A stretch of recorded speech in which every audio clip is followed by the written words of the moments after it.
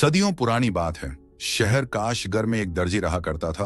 वह एक रोज अपनी दुकान पर काम कर रहा था कि एक गवैया आया और उसकी दुकान के सामने बैठकर गाने बजाने लगा। दर्जी को उसका गाना पसंद आया। वह गवैया से कहने लगा कि आज की रात मेरे साथ घर चलो, मैं तुम्हारा गाना भी सुनूंगा और जो कुछ मयस्सर होगा तुम्हें इनाम भी दूंगा। रात को हसबे वादा दर्जी दुकान बंद करके घर जाने लगा तो गवैया भी साथ साथ हो लिया। दर्जी ने बीवी से कहा, जल्दी से खाना लगाओ, मैं आज एक गाने वाले को साथ लाया हूं जो बड़ा खुश आवाज है। बीवी ने खाना तैयार किया और खाने में मछली भी तैयार की। अब दर्जी ने गवैया को भी साथ बिठा लिया और खाना खाने लगे। खाने के दौरान इत्तेफाकन मछली का एक कांटा गवैया के हलक में फंस गया। दर्जी ने हर चंद कोशिश की लेकिन गवैया के गले से कांटा निकालने में नाकाम हुआ। वह गवैया बेदम होकर गिर गया और उसकी आवाज हमेशा के लिए खामोश हो गई। दर्जी को फिक्र हुआ कि कहीं मैं इस गवैया के कत्ल के जुर्म में गिरफ्तार ना कर लिया जाऊं। बहुत देर गौर के बाद उसके जहन में एक तरकीब आई। उसने गवैया को अपनी पीठ पर लादा और हकीम साहब के मकान पर जा पहुंचा। अब उसने दरवाजे पर दस्तक दी। अंदर से बांधी ने आकर गुस्से से पूछा, क्या काम है?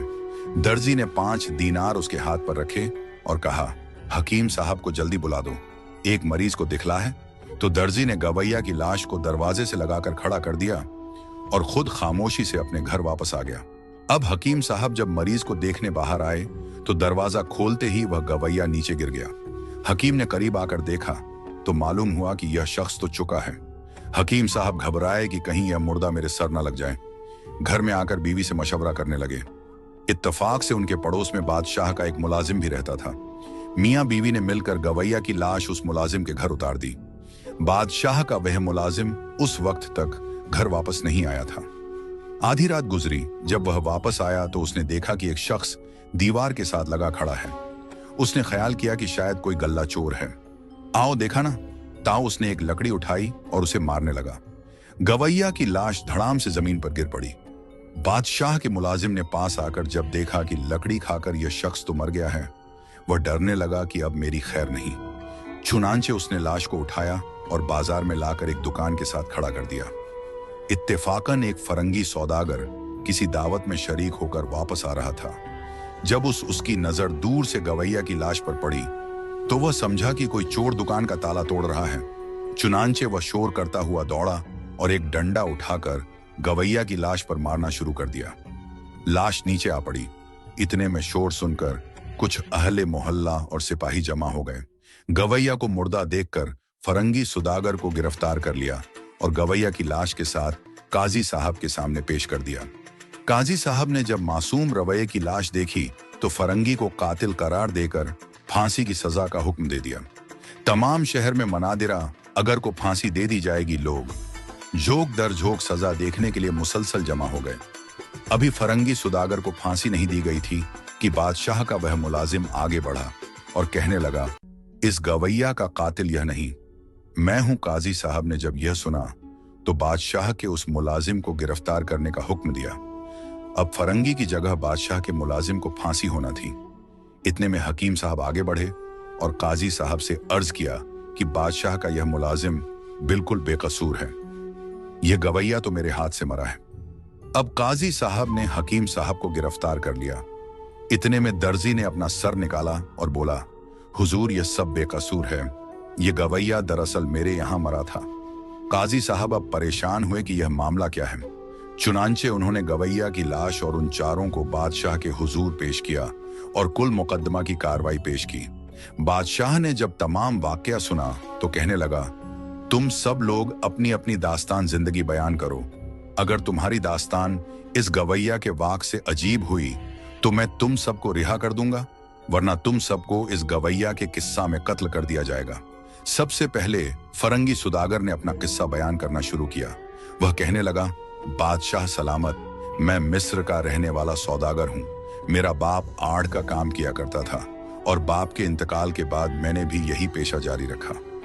एक रोज एक नौजवान घोड़े पर सवार होकर आया और गंदम का नमूना दिखाकर मुझसे दाम दरियाफ्त करने लगा। मैंने 100 देरफी मनभाव बताया। वह कहने लगा, अगर कोई खरीदार हो तो फलां सराय में आकर मुझसे मामला तय कर लेना। उसके जाने के बाद मैंने कुछ सौदागरों से बात की और 110 दिरहम फी मन के हिसाब से मामला तय कर लिए। मैं उन्हें लेकर सराय पहुंचा और उस नौजवान का कुल माल उन सौदागरों ने खरीद लिया, जिसकी कीमत करीबन 200,000 दिरहम उसको दे दी गई। उस नौजवान ने 1500 दिरहम मेरा हिस्सा मेरे हवाले किया और बाकी रकम भी देकर मेरे पास अमानत रखवा दी। इसके बाद 1 महीने तक वह मुझे नहीं मिला। एक रोज बाजार में मुलाकात हो गई तो मैंने उससे तकाजा किया कि अपनी अमानत ले जाओ, लेकिन उसने टाल दिया। इसके बाद फिर 1 साल तक मुझे उसकी सूरत नजर नहीं आई। उसके कुछ अरसा के बाद मैंने उसे अचानक देख लिया। वह बहुत बुरी हालत में था, फटे कपड़े पहने और एक घोड़े पर सवार होकर कहीं जा रहा था। मैंने इसरार किया तो वह मेरे साथ घर आया और मैंने जो मयस्सर था खाने के लिए पेश किया। मेरी हैरानी की उस वक्त हद ना रही जब मैंने देखा कि वह उल्टे हाथ यानी बाएं हाथ से खाना खा रहा है। मैंने वजह दरियाफ्त की तो उसने आस्तीन से अपना दायां हाथ निकाल कर दिखाया, जो कटा हुआ था। बादशाह ने जब फिरंगी सौदागर का यह किस्सा सुना तो पूछने लगा कि वह नौजवान कौन था और उसके साथ आखिर ऐसा क्यों हुआ। फरंगी कहने लगा, बादशाह सलामत वह एक ताजिर का बेटा था और तिजारत की गर्ज से मिस्र गया। वहां उसने अपना कपड़ा मुख्तलिफ दुकानों पर रखवाया और उनसे हफ्ता बार अपना मुनाफा लिया करता था। उसने काफी माल कमाया। फिर एक दिन जब वह वसूली के लिए किसी दुकान पर बैठा था, वहां एक खूबसूरत औरत आई, जिसे देखते ही वह अपने होशो हवास गवा बैठा और उसके इश्क में मुब्तला हो गया। अब वह नौजवान ताजिर रोजाना बाजार में जाता और जब भी वह औरत वहां आती तो उसका पीछा करता। उसे मालूम पड़ा कि वह काहिरा की एक अमीर खातून है, लेकिन उसने भी हिम्मत पकड़ी और अपने इश्क का इजहार कर दिया।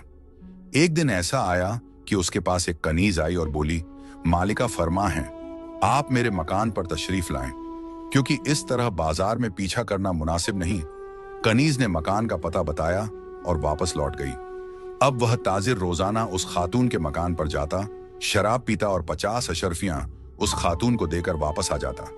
यह सिलसिला यूं ही चलता रहा, यहां तक कि वह नौजवान ताजिर कंगाल हो गया और खाने के पैसे भी न बचे। एक दिन बाजार में कुछ लोग जमा थे। उस ताजिर की नजर एक शख्स की जेब पर पड़ी जो बहुत भारी मालूम होती थी। उसने सोचा, अब इस खातून से खाली हाथ मिलने जाऊं तो यह मुनासिब नहीं। आओ देखा ना। ताऊ उसने झट से उस शख्स की जेब पर हाथ डाल दिया। इससे पहले कि वह जेब से अशरफियां निकालता, उस शख्स ने ताजिर का हाथ पकड़ लिया और काजी के पास ले गया। वहां पहुंचकर ताजिर ने अपने जुर्म का इकरार कर लिया और अपना एक हाथ कटवा बैठा। फिर उसी शख्स ने ताजिर पर रस खाया जो उसे काजी के पास लाया था। मुझे लगता है तुम कोई आधी चोर नहीं हो और किसी मजबूरी में ही चोरी कर रहे थे। ये लो कुछ अशरफियां रख लो, तुम्हारे काम आएंगी। घूमते घुमाते वह ताजिर यहाँ आ पहुंचा और बादशाह सलामत आपकी सल्तनत में अपने दिन गुजार रहा है। बादशाह ने जब मुकम्मल किस्सा सुन लिया तो कहने लगा, तुम्हारा वाकया इस गवैया के वाकये से ज्यादा अजीब नहीं, इसलिए मुझे तुम्हारे कत्ल का हुक्म देना पड़ेगा। ये सुनते ही बात का अपना मुलाजिम आगे बढ़ा और अर्ज करने लगा, आलम पना, मैं भी एक किस्सा सुनाना चाहता हूं जो मुझे उम्मीद है इस गवैया के किस्से से ज्यादा दिलचस्प होगा। वह मुलाजिम कहने लगा, इसी शहर काशगर में चंद रोज हुए। एक जगह दावत ताम थी। जब खाना चुना गया तो उसमें और बेहतरीन खानों के साथ साथ लहसुन पुलाव भी शामिल था। हम लोग बड़े मजे से खाना खा रहे थे। जब लहसुन पुलाव की बारी आई तो एक नौजवान ने खाने से इनकार किया, बल्कि दस्तरख्वान ही से दूर हटकर बैठ गया। जब तमाम लोगों ने इसरार किया कि तुम भी पुलाव खाओ, तो उसने एक शर्त रखी कि खाने के बाद 120 मर्तबा मेरे हाथ धुलवा जाएं। बादशाह सलामत। उसकी यह बात सुनकर हम सब हैरान हुए, लेकिन फिर उसने अपने हाथ दिखाए तो उसके हाथों के अंगूठे कटे हुए थे और वह कहने लगा कि इसी लहसुन पुलाव की वजह से मेरे अंगूठे ठे काट दिए गए थे। बादशाह सलामत वह नौजवान जिसके अंगूठे कटे हुए थे, वह भी एक ताजिर का बेटा था, लेकिन ज्यादा मालदार न था। वह तिजारत की गर्ज से मुख्तलिफ इलाकों में जाता और 4 अशरफियां कमा लाता। एक सफर के दौरान उसे भी एक लड़की बहुत पसंद आ गई और वह लड़की भी इस नौजवान को चाहने लगी। इत्तफाक से उस खातून का ताल्लुक शाही खानदान से था।